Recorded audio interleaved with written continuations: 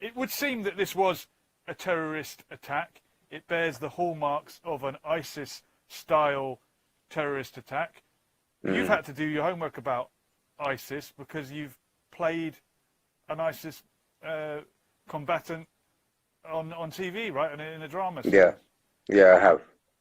So we might want to reflect on that a little bit. But I'm wondering, have I jumped the gun? Because I was very eager to not be one of these people that wants to deny terrorism when it clearly is, because it seemed to be clearly a terrorist atrocity to me. But the guy does have mental health issues, and the stereotype is that when a white person commits an attack, he has mental, or he or she has mental health issues. It's very often a male. That is seen as the explanation. When a black person does something, it could be gang-related. Urban. When someone of a Muslim background does it, it's ideological. It's immediately portrayed as terrorism. And I don't think we should refrain from calling it terrorism if it clearly is.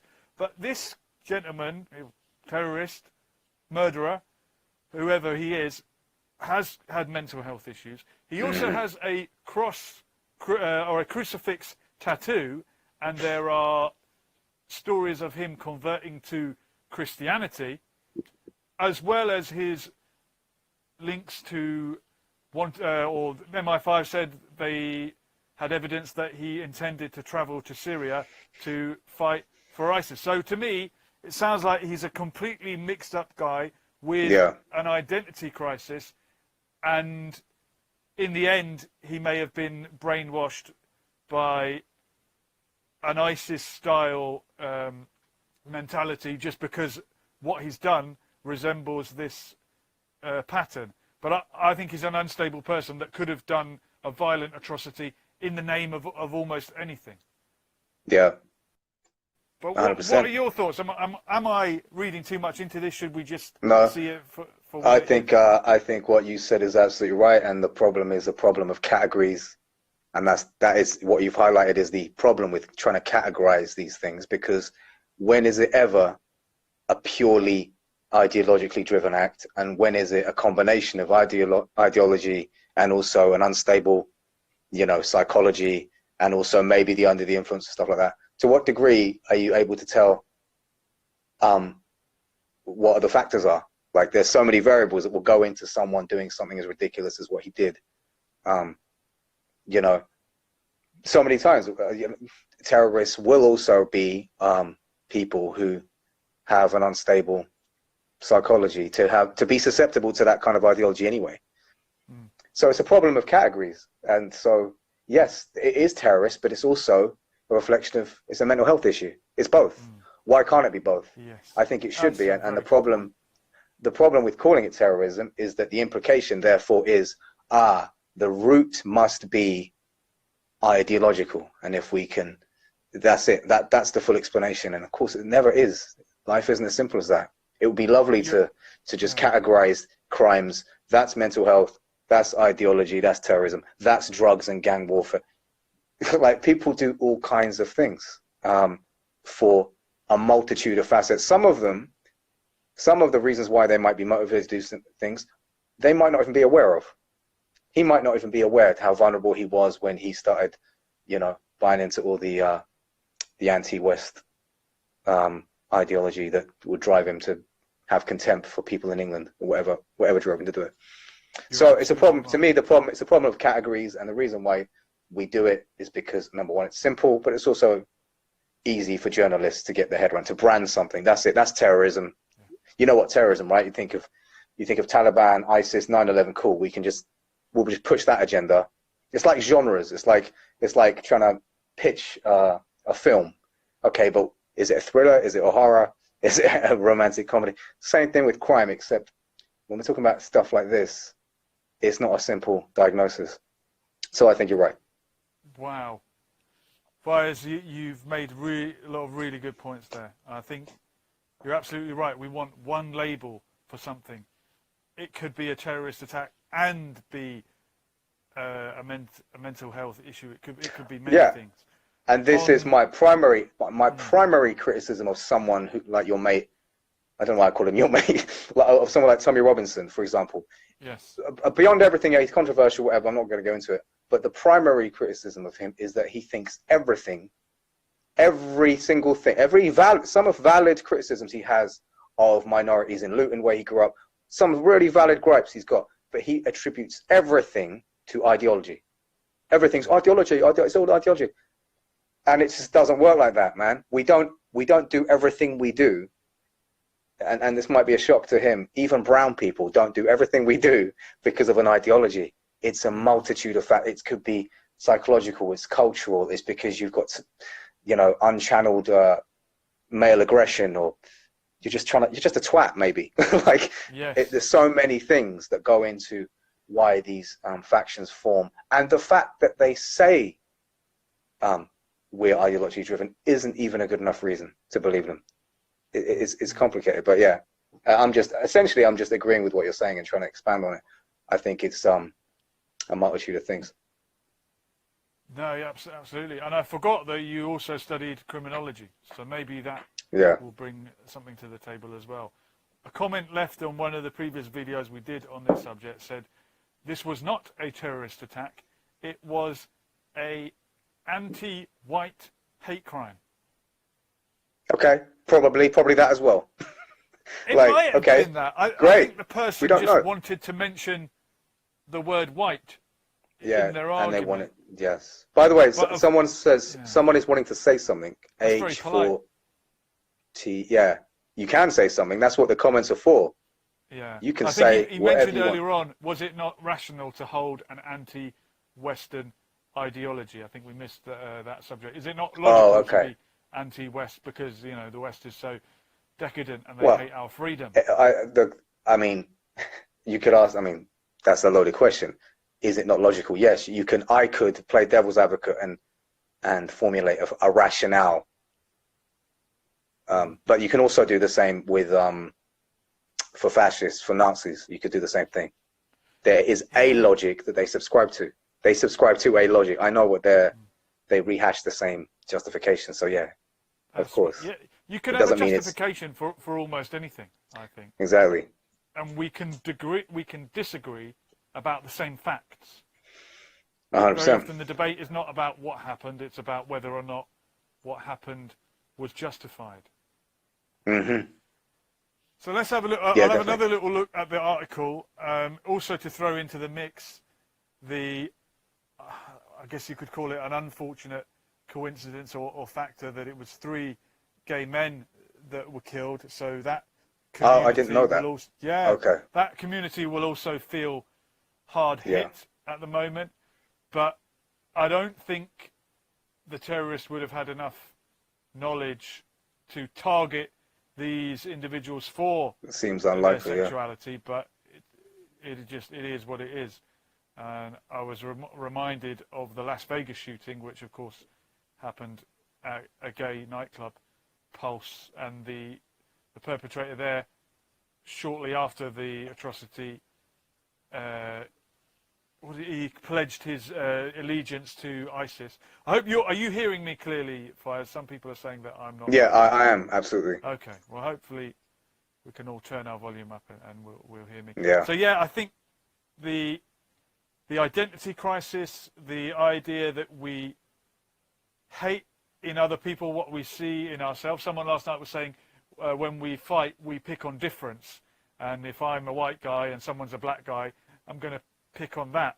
But I think often we hate... Saj Gotti just contributed to the conversation. I don't know if you want to acknowledge that, but it's... Maybe not because of the YouTube later on, but he's welcome to contribute. I'm questioning how valuable that contribution was, but he's contributing, so there you go. So Sadala is believed to have come to the attention of MI5 last year after they suspected he was planning to travel to Syria for extremist reasons. They don't give us much information there other than that they suspected it. He allegedly claimed to have fought both for and against ISIS, though officials assessing him found he didn't subscribe to any ideology or belief system and instead had mental health issues. So it would be strange to be fighting both for and against ISIS. There But you go. in the chaos that is what Syria became, you had various Islamic factions fighting against Bashar al-Assad, who then wound up fighting each other. Some disaffected people went to ISIS. Others thought, oh no, well, I regret it now. I'm going to fight for the Syrian government. Yeah. So I can understand how you could end up fighting on various sides in Syria. But the fact that he doesn't seem to have it doesn't sound like he was obsessed with radical Islamism, but many of these attackers seem not to be. I remember reading about the alleged perpetrators of 9/11 being in nightclubs, drinking, doing all kinds of things that aren't Islamic. Murdering people is also not very Islamic or spiritual, but I think often people that have a huge guilt complex will think, how can I make up for all the bad things I've done?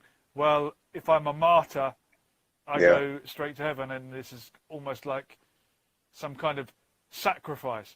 Like in the way the Christian teaching is that Jesus made that sacrifice for everyone that chooses to accept it, when he allowed himself to be killed when he was innocent. So it seems in the human psyche, and it crops up in a lot of storylines, and maybe you could allude to the film industry, where the innocent man, one of the best films ever, I'm sure you know, is Edward Scissorhands. Of course, I knew you'd say that. Yeah. But I think it appeals to me because he's the innocent guy who gets blamed for all the sins, if you will, of the local village, and he's ridden out of town. Well, that's classic tragedy, that archetype. Okay, so that's tragedy. What's known as tragedy. I mean, the innocent blood is always spilled in a tragedy, or the innocent pays the price. That's the point, and that moves us on a fundamental level. If you ever study, and I'm not qualified to talk in depth about it, but if you ever study Jung, he had a lot to say about archetypes and why we are moved on a fundamental level, and it transcends culture, it transcends time. He says it's rooted in our DNA as human beings, but that's a reason why. So, for example, the biblical story you just alluded to is so fundamentally moving to the believer. If you really, you take away your skeptic lens and you really go, the story in itself, you have to acknowledge, is you can't get more tragic, because the way it ends is that not only just an innocent party gets killed, but the most innocent, the sinless, he's like supernaturally innocent. He's sinless, faultless. His only message was love. He sacrificed his whole life for the ones he loved, for all of humanity. And he is the one who gets the full brunt of contempt from the state, torture, all this stuff. And even then, he says, forgive them. They don't know what they're doing. That you can't get more tragic than that.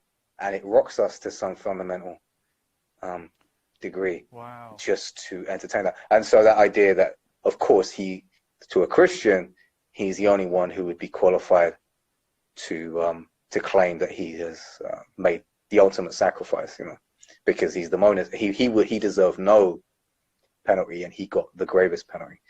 But yeah, as you say, that's the ultimate martyr story. But yes, these people, these terrorists, they see themselves as martyrs. I think that was your point. Yeah, and it's obviously something that has repeated itself throughout history. It's interesting that that's the format of a tragedy. What are the other tragedies? Is Shakespeare Romeo and Juliet? Absolutely. King Lear. He wrote a lot of tragedies. Basically, a comedy in Shakespearean terms is anything that ends happily. It doesn't have to be funny. Everyone thinks it has to be a laugh a minute, but a comedy in Shakespeare's place, because Shakespeare, he either did histories, tragedies, and comedies. And, did he know that and say, right, this one's going to be a tragedy, or have we come up with these terminologies later on?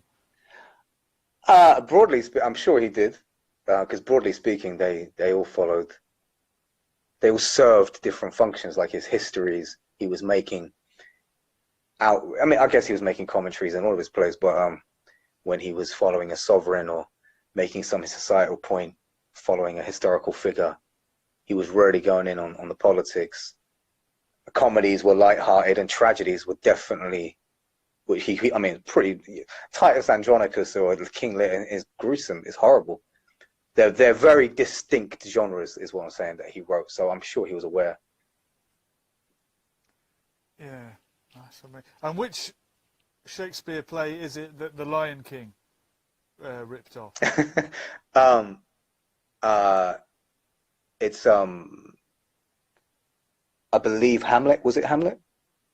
It might have been. It's the archetypal hero's journey. Yeah.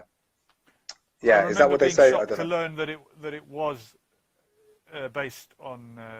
I believe it's Hamlet. But maybe I'm wrong about that. Someone can correct me. But right. yeah, or I might even have elements of two. But I know it drew from Shakespeare. But Lion King again is the classical hero's journey. That archetype, same thing as it's the same narrative structure as the Bible, as Christ's story. Same as Rocky. Spent time away. This idea of someone being redeemed. It's amazing that occurs again and again and again, as you say. Yeah. It is now an established convention, and people will say, right, well, this is going to be a tragedy, and people that study film will know these conventions, but it must have come up in every culture as well.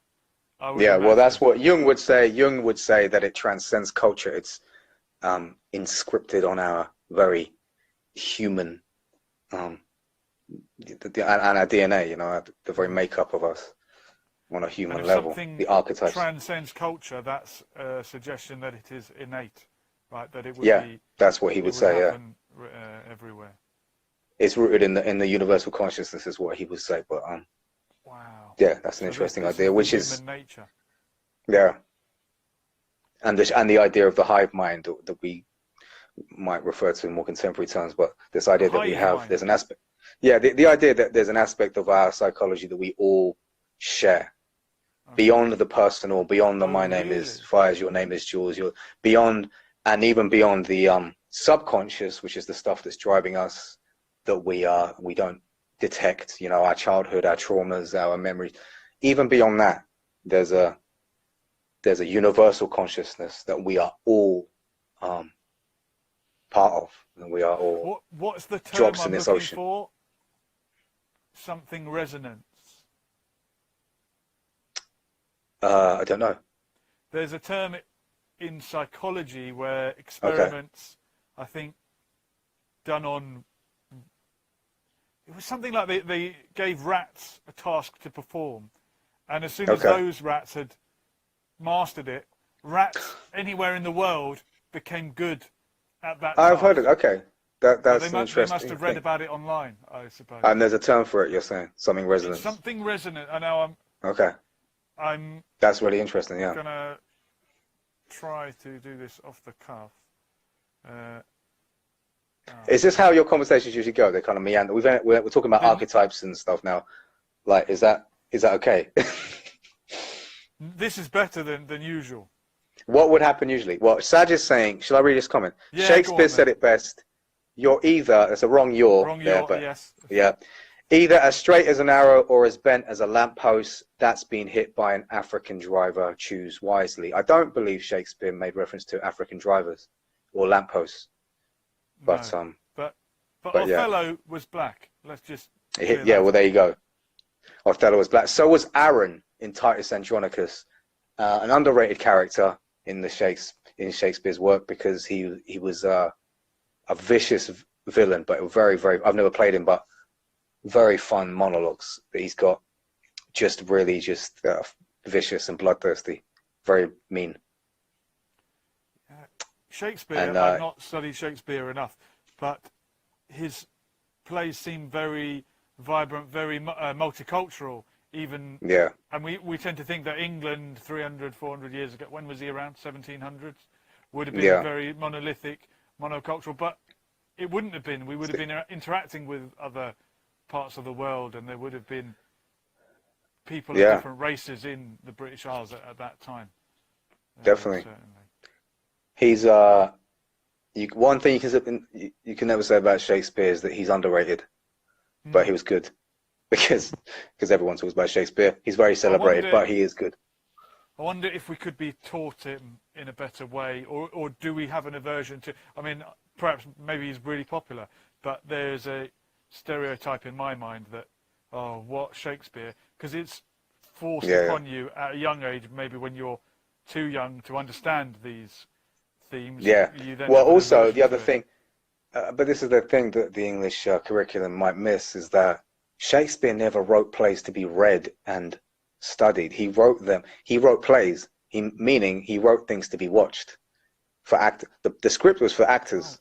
I thought they were for kids in the classroom to read out. Exactly. And one person does this. Exactly. That's what you'd think. But they weren't supposed to be these cerebral affairs. It was supposed to be the drama played out, and you can make of it what you will. And I think it's weird that it's emphasized in English class, well, at least when I was at school, and not in drama, where you could actually, let's make some of the language. And if I was in studying drama at school and we went into the journey of, say, Othello or Macbeth, or just the emotional journey of a character like that, that's legitimately interesting. And then you impose the language on that, you'd end up having an understanding of what's happening, and you'd have fun playing it. Sitting in a classroom studying it I was also bored, very, very bored, studying Shakespeare. So when did you understand and enjoy Shakespeare? When I was training as an actor, that's it. When my adult years. That was later in life for you, right? You had a life before acting. Yeah, but prior to that, I didn't really. I mean, I had an appreciation, but no, I didn't really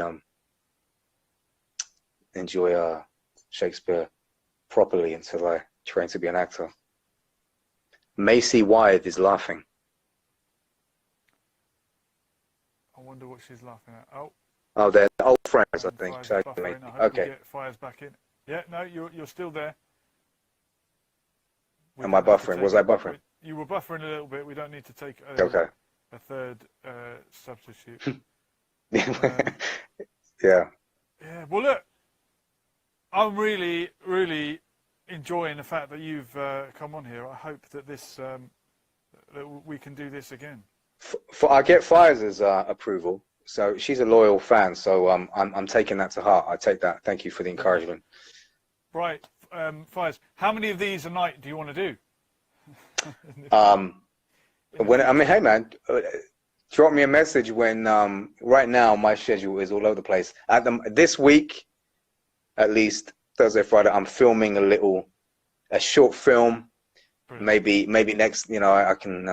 I'll tell you about that. But we'll do.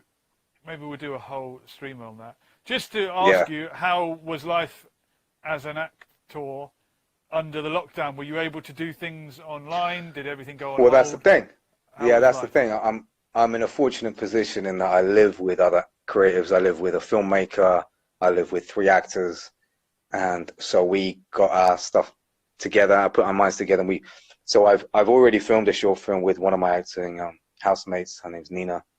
She was in Call the Midwife, in Peaky Blinders and stuff. She's a great actress. We've done this short film. We're waiting for the edit, so that'll be out, submitted to festivals. We're doing another one, and we're doing a third. And also, there's other long-term projects as well you could get busy with. I don't know. I'm probably not speaking to actors right now, but there are ways, if you're a creative, to stay busy in this time. But you have to think laterally, because it's too easy to be like, oh no, my life is screwed because there's no acting work. Actually turn into I've emphasized writing. I've become more of a writer. I'm writing scripts and stuff and applying for funding. So it's been all right. Brilliant. What about you in terms of what about the crisis? I've been able to teach online as well as we could. It's hard to make children show up to school, never mind get them to log in and online. But I think it's been a learning time for all of us, and we've realised that some things are more important than what grade you get. This year's going to go down in history as the year that never was. You know, it's almost a write-off. Yeah, it's If you can come out maybe the a other write-off in side. some ways. Yeah, but I don't know, man. Yeah, There's two that's the wrong aspects. term. There's two aspects of life. There's the external, and then there's the internal. And I think a lot of neurotic people who are, you know, so many issues psychologically in the West, especially where it's all vanity and all stuff. It comes from an emphasis on external validation, your accomplishments, you know, what you acquire, your lifestyle, your luxury, all this stuff. It's all external. I think a crisis like a COVID, a lockdown, it just forces people to go inwards. And, you know, the mystics, the sages of the world, the spiritual teachers will be like, well, there you go. That's the key. You're supposed to go inwards. So actually, this is like a big inhale for for the mass population, a big inhale. And I think that's my little positive spin on it, is that's a good thing. It's actually a really good thing. But there you go. Yeah, I think we did need to take time to look in the mirror and get our priorities right. Yeah. Wow. Well, Fayez, I really hope we'll do this again. So I'm Yeah, man. I'm glad you want to. I enjoy it. Is this sort of time of night good for you? Do you have free time after 10 o'clock? This sort of time is probably the best. It's just on the days that I'm filming, that will go late into night. But generally, this kind of time is great, and we can we can definitely this was off the cuff. This was great, but also Off the cuff is sometimes the best. Yeah. So maybe I'll hit you with a few fastball topics. Sweet. Soon. I love it. And it's also good to chat to you. I haven't seen you for a little while since December. Yeah, So yeah. You too, man. You too. All right. Thank you, so much, Saj. mate. Thank you for Saj for You did unwittingly letting me do this. Yeah. Good Exactly. Good substitution. Yes. All right. Speak soon. Nice one. See you soon. Bye. Bye. Bye.